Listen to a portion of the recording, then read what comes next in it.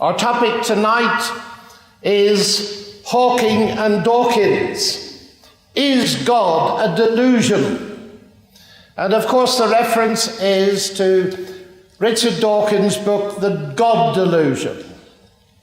His definition of delusion is a common dictionary definition: a persistent false belief held in the presence of strong contrary evidence, particularly as a symptom of psychiatric disorder. He not only regards God as a delusion, but as a pernicious, a dangerous delusion. Now that is an assertion, of course, ladies and gentlemen. How shall we check it?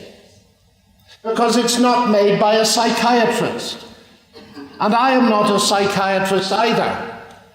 And in the academic world in which I work, if you go out of the area of your immediate competence, as I shall be doing this evening, the first thing to check is with the experts in the field in which you're making the pronouncement. So I did that, since I'm not a psychiatrist either. And I went to Andrew Sims, the past president of the Royal College of Psychiatry, who says this: the positive effect of belief in God is the best kept secret of contemporary society. In fact, he says, if the findings of a large series of meta-studies had gone in the other direction and shown that belief in God was damaging to well-being, it would have been on the front page of every newspaper in the world. That's what a psychiatrist says. And then he points this out. To describe belief in God as a pernicious delusion forgets there are many people who are psychiatrically disturbed, for whom their belief in God is the one thing that stabilizes their lives in a very complex universe in which they have to orientate themselves. Now, ladies and gentlemen, I'm going to make this point tonight repeatedly. This is very serious stuff. Dawkins claims to be a scientist, but he hasn't checked with the scientists in the discipline in which he's making his study. That doesn't impress many of his atheist colleagues, let alone those of us who do not share his world view. Now, of course, the idea of God as a delusion, to be placed in the category of Santa Claus and the Tooth Fairy, as he does, is rather silly. Have you ever met an adult who came to believe in Santa Claus? I used to believe in Santa Claus, and then I sussed it out very quickly, but then I discovered it had certain material advantages, so I kept my discovery secret for a while. To put belief in God in the category of belief in Santa Claus is very foolish. But let's look at the serious Freudian implications behind this, because, of course, this idea goes back to Sigmund Freud, that God is simply a delusion, a wish fulfillment, a projection of our desire for a super father in a world beyond. Another famous psychiatrist, Manfred Lutz, has written a book. He's one of Germany's best-known psychiatrists, and his recent book, Eine kleine Geschichte des Größten, which unfortunately hasn't reached the English language yet, discusses this question. And what he says is this: if there is no God, then Freud gives you a brilliant argument to show that faith in God is indeed a delusion, if there is no God. But then he says, of course, if there is a God, the very same argument gives you a superb set of logic to show that atheism is a delusion. As Miłosz says, as Czesław Miłosz, the Nobel laureate in literature in Poland, put it, and he had right to know, atheism is the great opium of the people, he said. The comforting thought that we shall never have to face or give account for our misdeeds, our lusts, and our crimes. And Lutz's bottom line is simple. He said, but on the question that lies behind all of this, whether there's a God or not, Freud, Jung, or Frankl cannot help you at all. And so we need to see that the argument works in both directions. Stephen Hawking said that faith in God is a fairy tale for people who are afraid of the dark. And I was asked to comment on it in the BBC, and I said, do you want a one-liner? And they said yes. So I said, atheism is a fairy tale for people afraid of the light.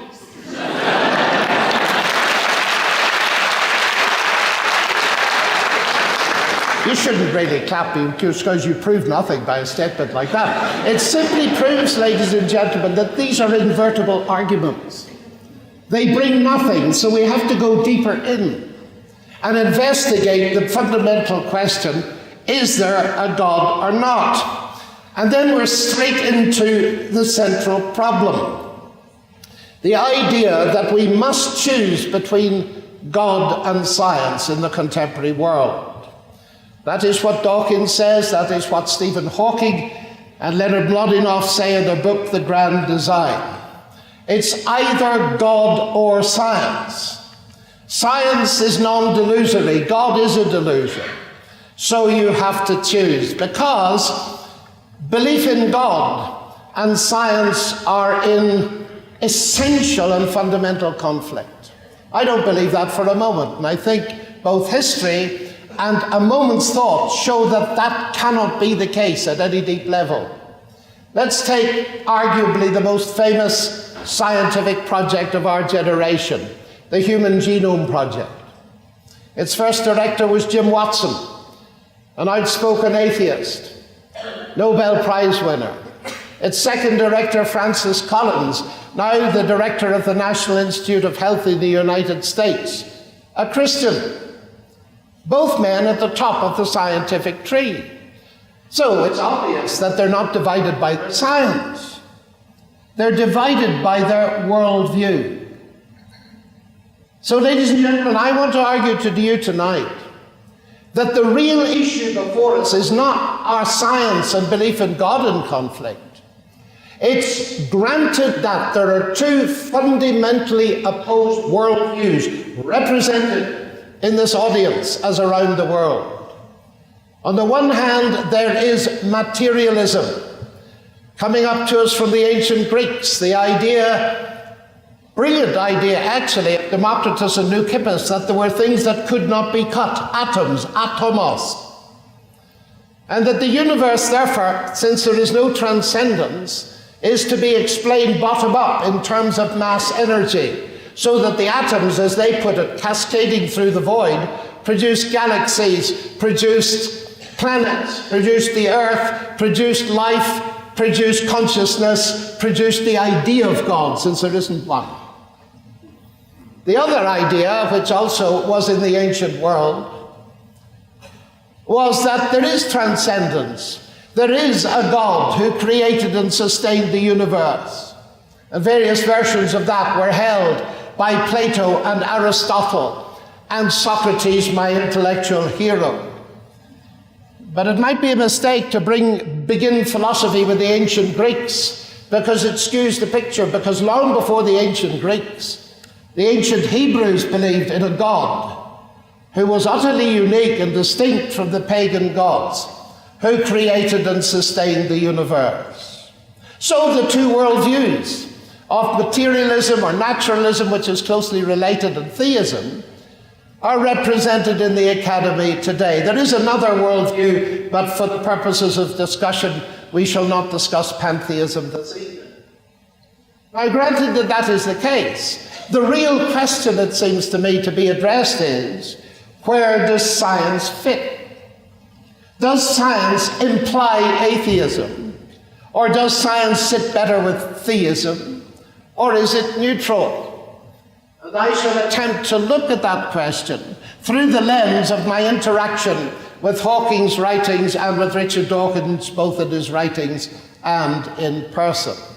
Is it really a delusion to believe in God? Or is it a delusion to believe in atheism? So let's have a look at some of the evidence. Granted that the conflict lies between the worldviews. One of the questions we need to settle is, why is it that the conflict myth, science versus God, persists in the minds of leading scientists? And it seems to me that it persists because of a series of delusions about the nature of God and the nature of science, using the definition of delusion I have given to you. You see, when people deny God, we cannot instantly necessarily assume that they think of God in any traditional or accepted sense. And I certainly think that this is the case here. Because what I discover from Dawkins, Hawking et al. Is that they think that I believe in a God of the gaps. That is, I can't explain it, therefore God did it. Now, if you think of the ancient Greeks, some of them who thought that thunder and lightning were the god's anger, and then you do a bit of atmospheric physics at Wits University and discover it's nothing to do with the anger of the gods, but it's got to do with atmospheric pressure, electrical discharges, and so on. Exit the gods from that scene. So now but this thing you can't explain, and then science comes along and fills the gap. Now what I want you to grasp is this. If you think of God as a God of the gaps, then by definition, you have to choose between God and science, because you've defined God that way. You've actually defined your concept of God in opposition to science.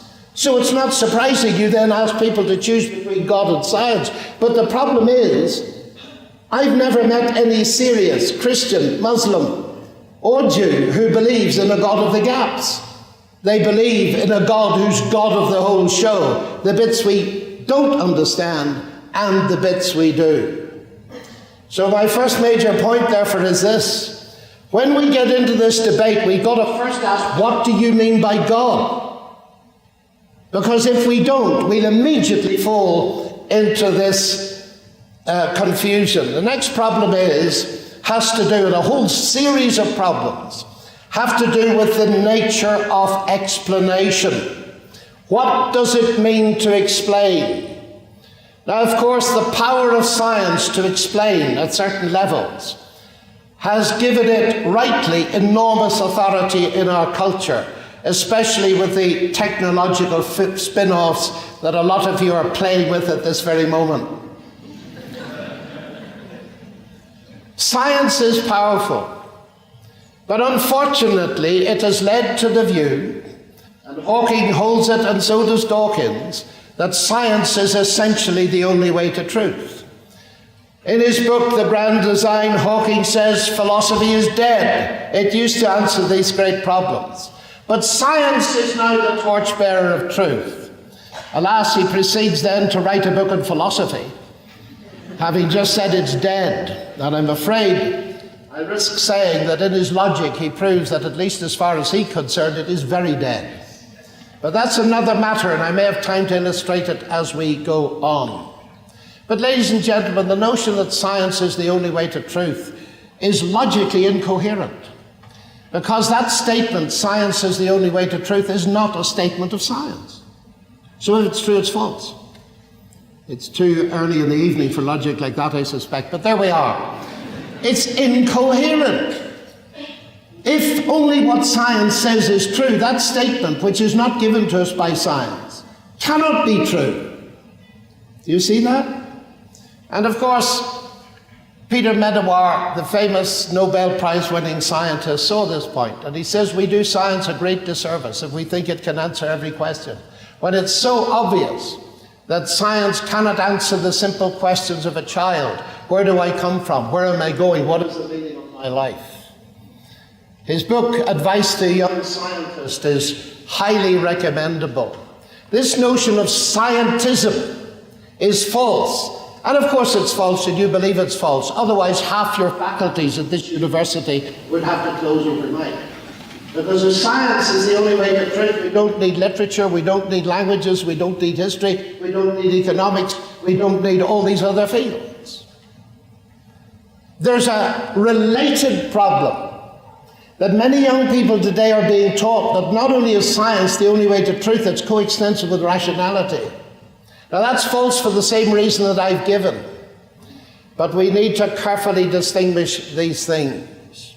So moving on from that, let's look a little bit at the notion of explanation.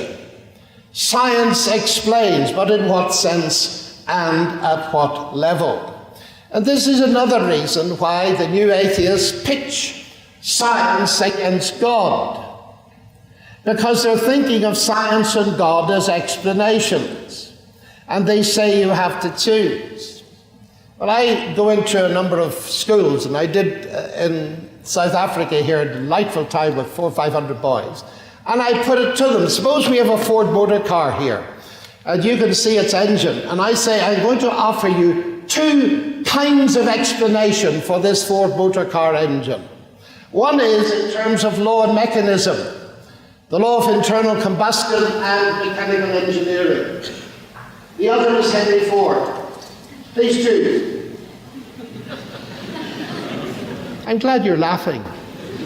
Why is it that some of our leading thinkers cannot see that distinction between an explanation in terms of law and mechanism and an explanation in terms of agency? And notice something else. Henry Ford, as an explanation, as the agent who designed the car, doesn't compete with the scientific explanation. He complements the scientific explanation. Now, Isaac Newton, when he discovered his law of gravitation, had the sense to see that. And so when he discovered it, he didn't say, marvelous, now I know how the universe works, I don't need God. What he actually did do was write Principia Mathematica, the most brilliant book in the history of science, saying explicitly that he hoped it would lead to the thinking person believing in God. Because he distinguished, so easy to do, between mechanism and law on the one hand and agency on the other. Let me put that another way. The existence of a mechanism or a law that describes or does something is not an argument against the non-existence of a God that designed the whole show.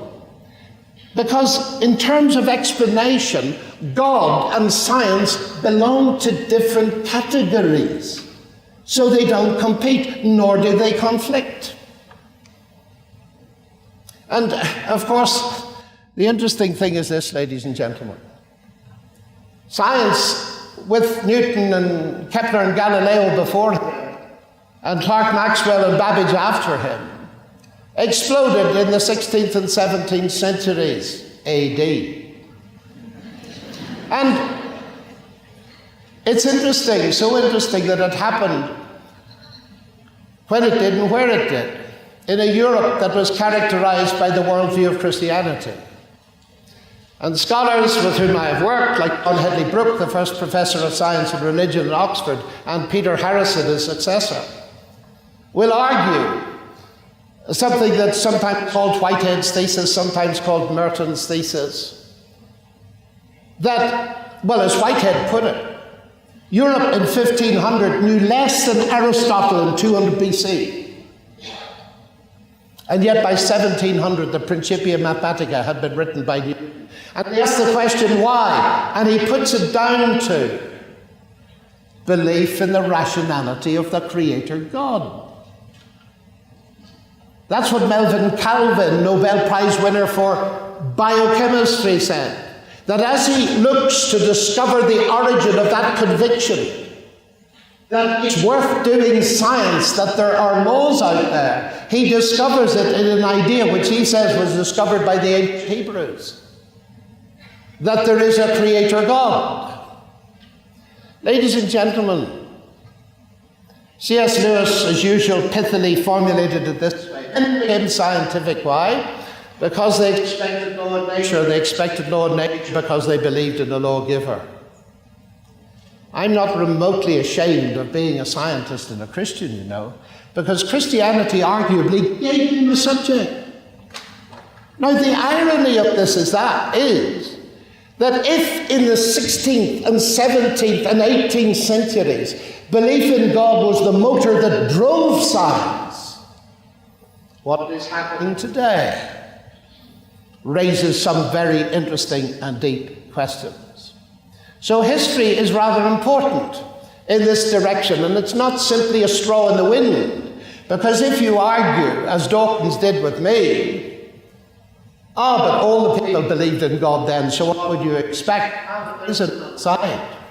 There is Chinese history of science, studied by Joseph Needham in Oxford, brilliant chemist and sinologist, author of the authoritative treatises on the history of science in China. And being a new Marxist, he spent many years trying to explain the lack of abstract scientific development in China. They had, of course, a lot of technology, fireworks, printing, and so on. But why they didn't develop abstract science? And in the end, he came to this conclusion. He said, I can only put it down to the fact that the Chinese did not have the unifying concept of a single creator who had created the universe according to rational laws.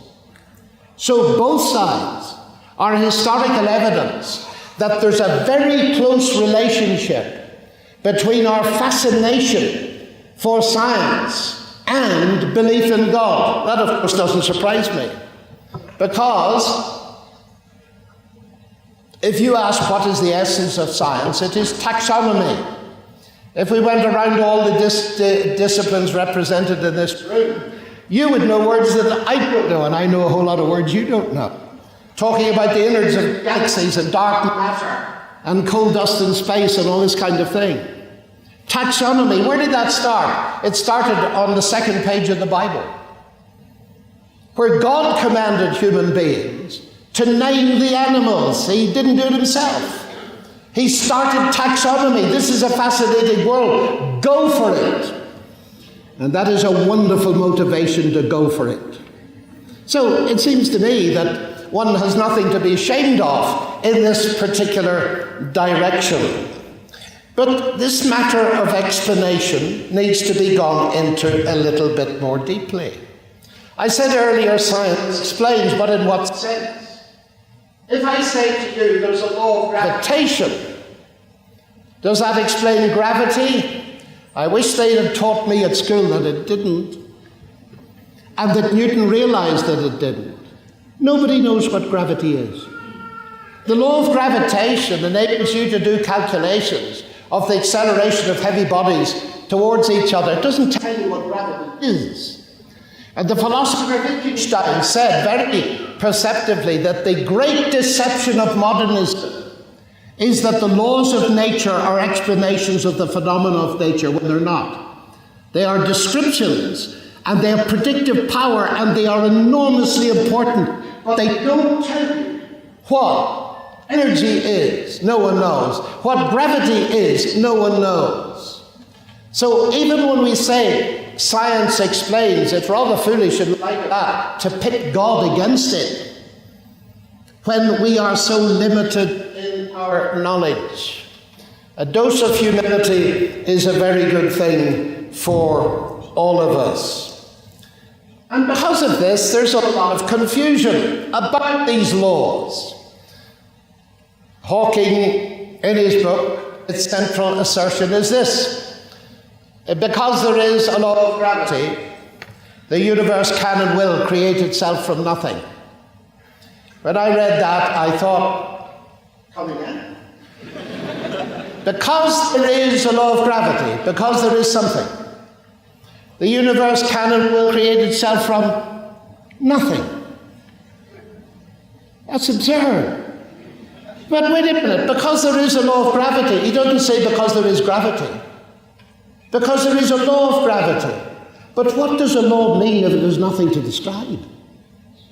And now you come to the fascinating notion that is held by many people, including Paul Davis and Peter Atkins, that the laws create something. I'll come to that in a moment. Let's keep with this sentence. If logic doesn't disturb you too much, I love it, but I'm a pure mathematician, you say. Because there is a law of gravity, the universe can and will create itself. Let's have a look at that statement. If I say X creates Y, what does the word mean? They mean that I've assumed the existence of X to explain the existence of Y. So if I say X creates X, I'm assuming the existence of X to explain the existence of X. And what does that show? It shows that nonsense remains nonsense even if high-powered scientists talk it.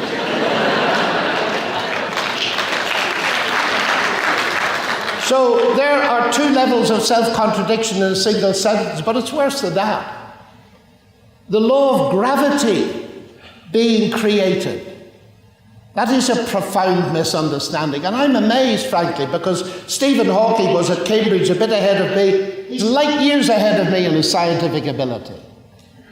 But this is not science. This is deductions from it. Just think of what is being said. You don't need God, basically, because a law will do it. Oh, I wish it did. Peter Atkins, the Oxford professor of physical chemistry, and I have had one or two very interesting encounters. There is a thing on the web called Dueling Professors, and it's him and me. And I said to Peter once, I said, Peter, tell me, what do you think created the universe? And he said, mathematics. So I started to laugh, and he said, why are you laughing? He was quite put out. Well, I said, Peter, sorry, I'm a mathematician. That must be the most absurd thing I've ever heard. He said, why? Well, I said, tell me this, 1 + 1 = 2. Has that ever put £2 in your pocket? I suspect that our financial crisis came about because people believed it could. You've heard of creative accounting. And C.S. Lewis made the point years ago, and he said, you'll do arithmetic from now to eternity, but it'll never put any money in your bank.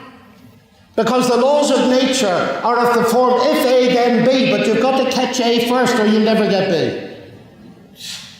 And he writes some very profound things in his book on miracles that I have not time to do this evening. So then, we have 3 levels of self-contradiction in a sentence that forms the heart of an argument by Stephen Hawking. It's the main thesis of the book. I find that extremely disturbing. I've tried subsequently to create my own sentence with 3 levels of self-contradiction. I can't do it. But maybe you can accept this challenge. Law doesn't even cause anything.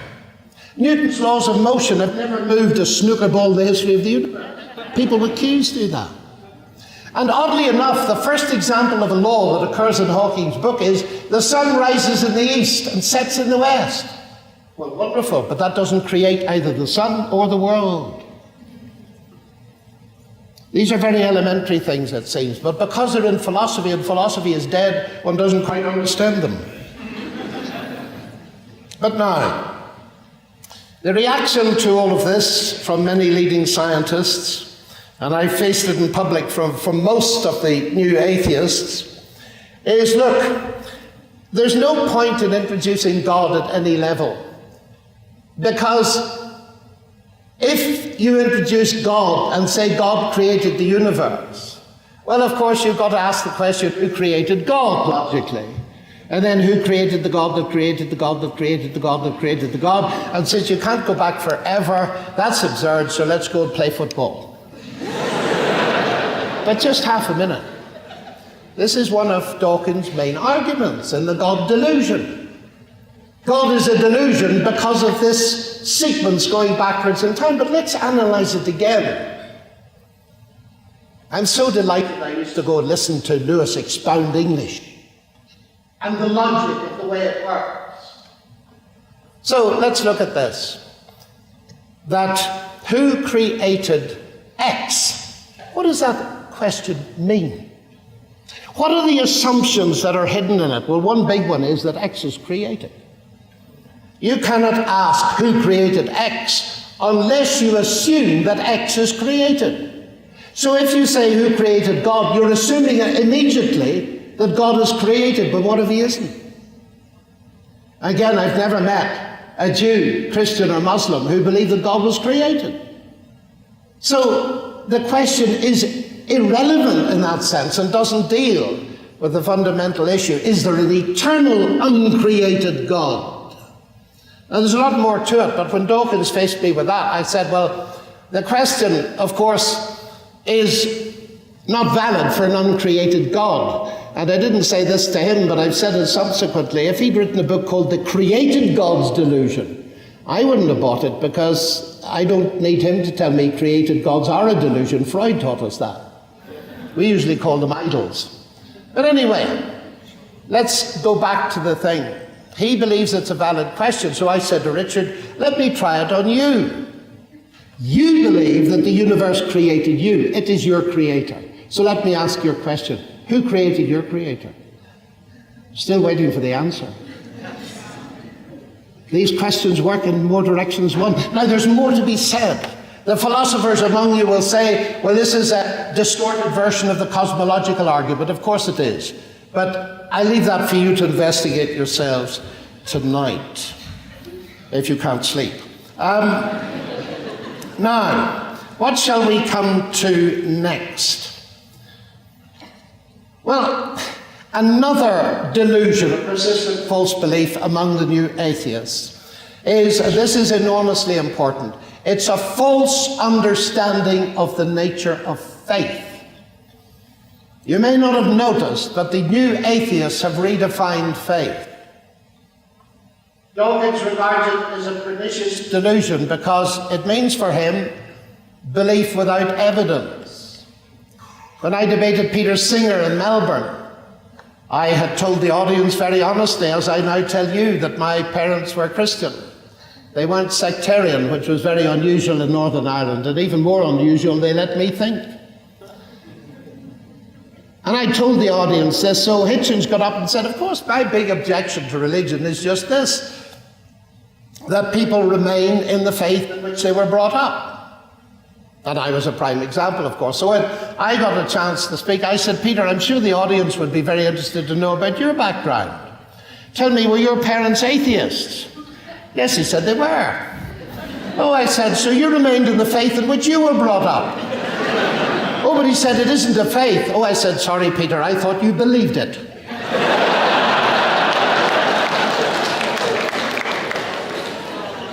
Now, ladies and gentlemen, this is one of the world's top philosophers. And Twitter space went alive from people asking what on earth is going on that a leading philosopher doesn't recognize his worldview as a belief system. I was stunned, I must say. But you see, it comes from a redefinition of faith. When Dawkins meets me, he calls me a man of faith. That's not a compliment, it's an insult.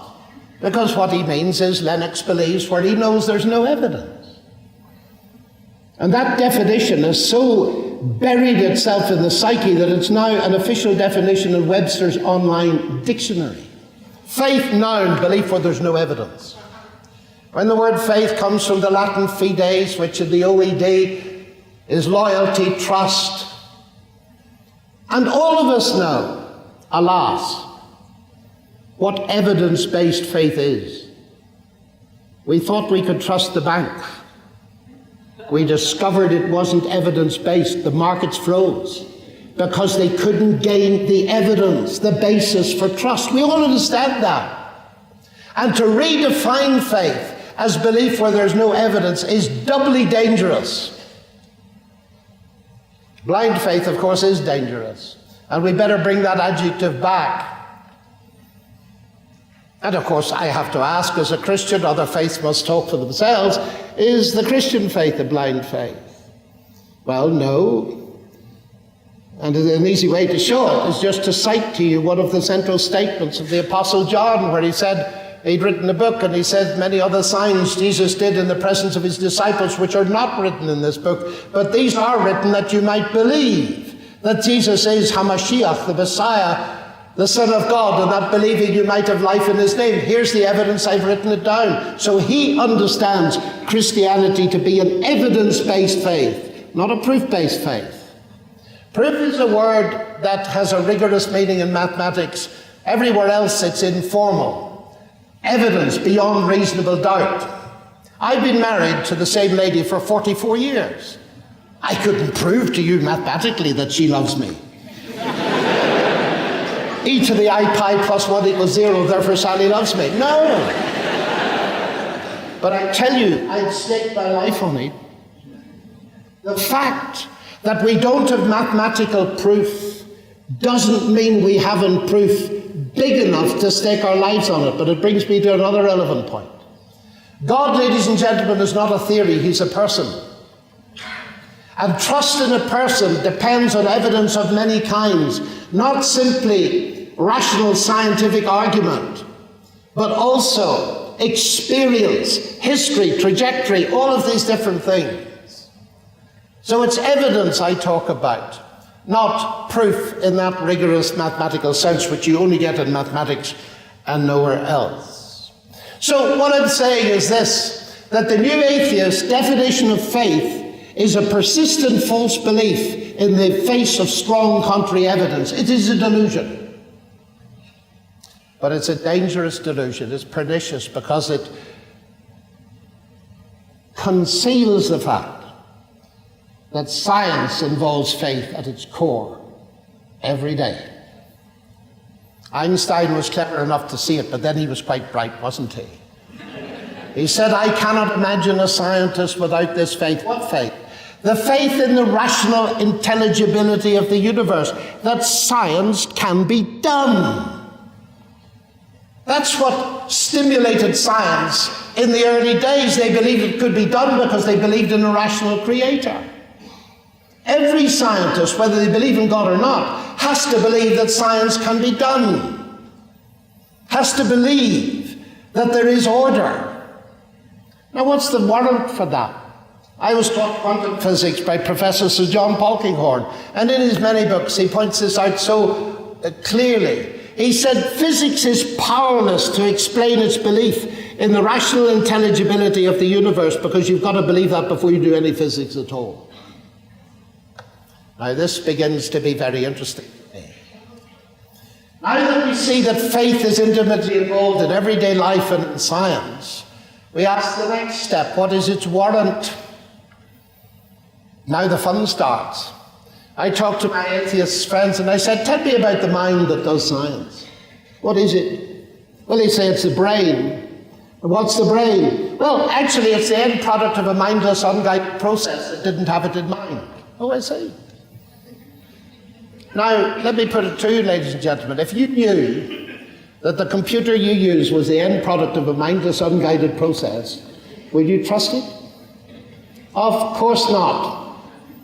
That idea, oddly enough, goes back to Darwin, who worried about the reliability of human cognitive processes because they were descended in the way he believed they were, from much simpler down to the primitive animals with no apparent brain at all.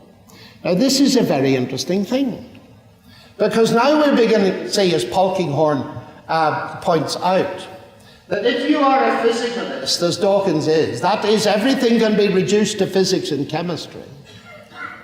You've got to believe that in the end the thoughts in your mind are just the firing of synapses in the brain. But as John Polkinghorne again points out, that is to trash all possibility of meaning. And there are many leading philosophers today beginning to catch on. How's this for a book title? Appeared the last couple of months by a leading American philosopher, Thomas Nagel. Mind and Cosmos.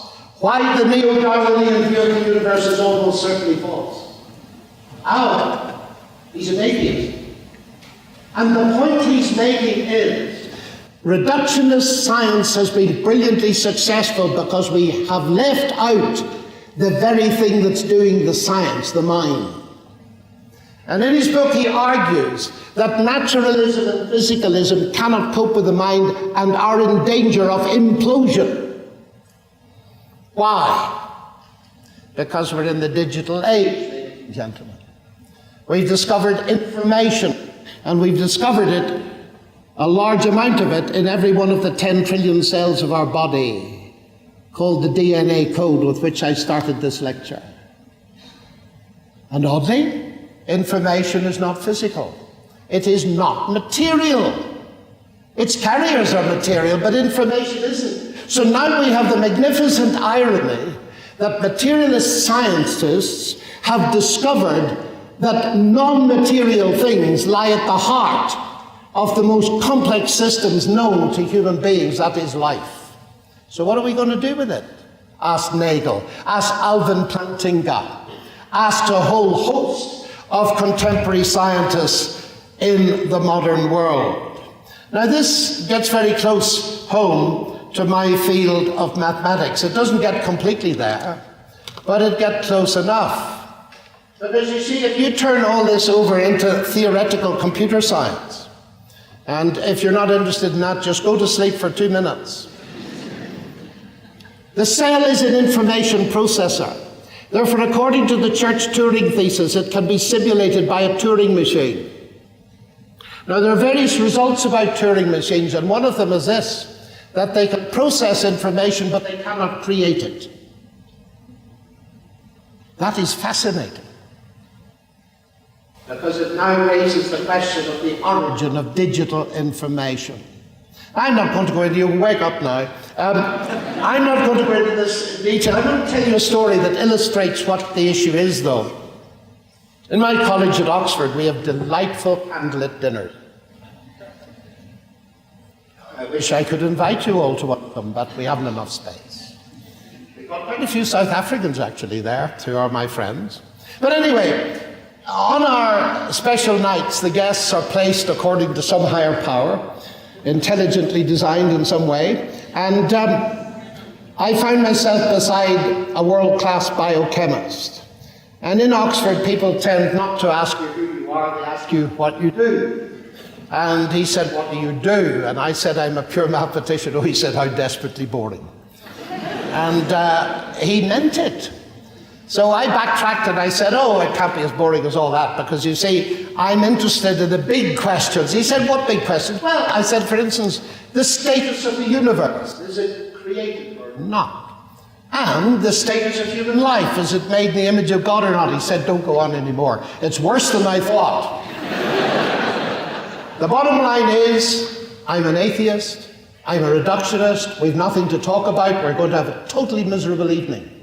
That's a good start for a dinner party. So I said to him, no, we're not. I said, yes, take this reductionism. I said, I know 3 different kinds of reductionism. Which kind are you? And that was a bit difficult, so I made it easier. And I said, I'm a methodological reductionist myself. I split a big problem into little problems, solve the little problems, and hope it gives me insight in the big problems. He said, I do that too in my lab. Well, I said, good, then we can talk about that, can't we?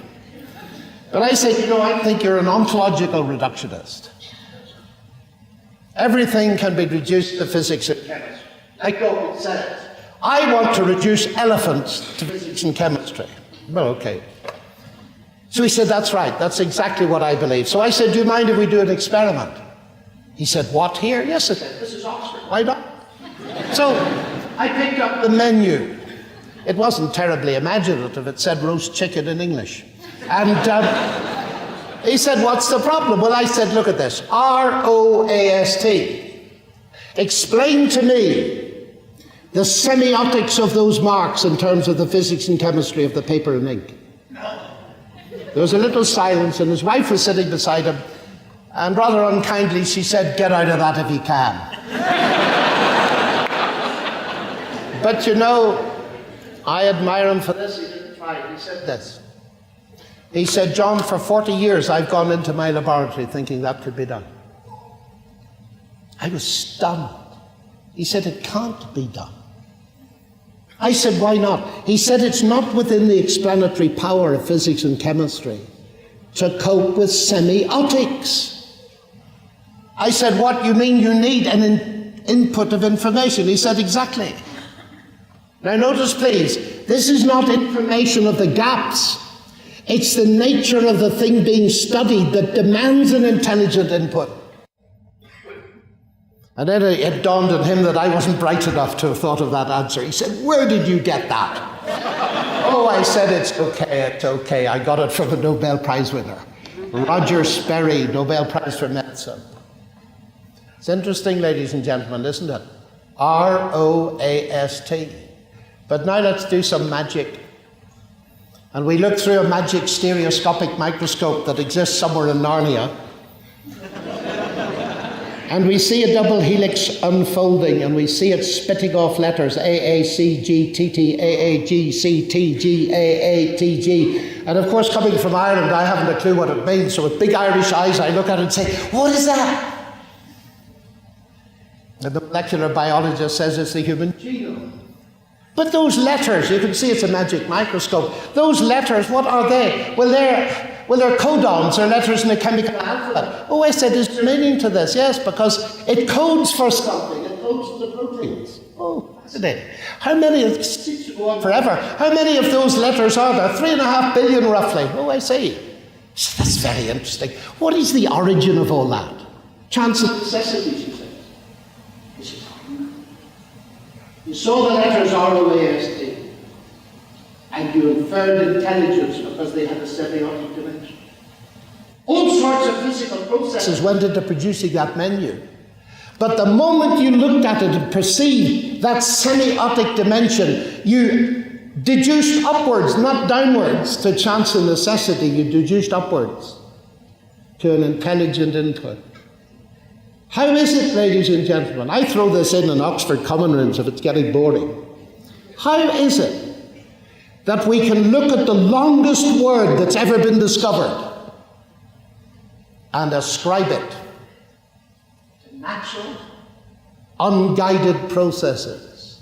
There are many natural processes involved in it, I have no doubt. But to ascribe it only to those strikes me as a bit of spectacular doublethink. Ladies and gentlemen, I close with this. There are two worldviews, as I said. The one says in the beginning were the particles, and the particles formed the galaxies, and the galaxies formed the universe, and the universe formed the planets and the world and life and information. The other worldview goes like this. In the beginning was the Word, and the Word was with God, and the Word was God. All things came to be through Him, and without Him nothing came to be that came to be. The worldviews are diametrically opposed. The one starts with mass energy, and information, word, and all those related concepts are derivative. The other starts with the word, and mass energy is derivative. Oh, but you say that's not an explanation at all. And this is my last word. As Richard Dawkins puts it, if you bring God in to explain anything, you're explaining it by something that's more complex than it is itself. So it's no explanation. And I say, oh, that's very interesting. I've just come across a book called The God Delusion. It's 450 pages. It's quite complex. So I ask about the words in this thing. String them together to form one long word.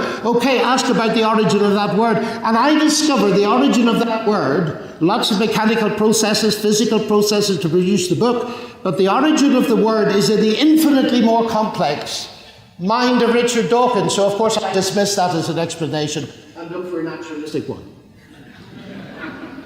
Ladies and gentlemen, where have we got the idea that all explanation moves from the simple to the complex? If you are a naturalist, you've got to believe that because there's no alternative. But for me as a Christian, there are much more options. And I don't believe that. And ladies and gentlemen, the complete irony of the situation is this. My greatest objection to atheism is not because I believe in God. It's because atheism, reducing everything to physics and chemistry, squeezes meaning out of the world and science and rationality and the concept of truth. That's got nothing to do with God. Whereas the Christian worldview tells me that the reason we can do science is very simple. It's because the same God who created the universe out there is ultimately responsible for the mind in here. Thank you, ladies and gentlemen, very much.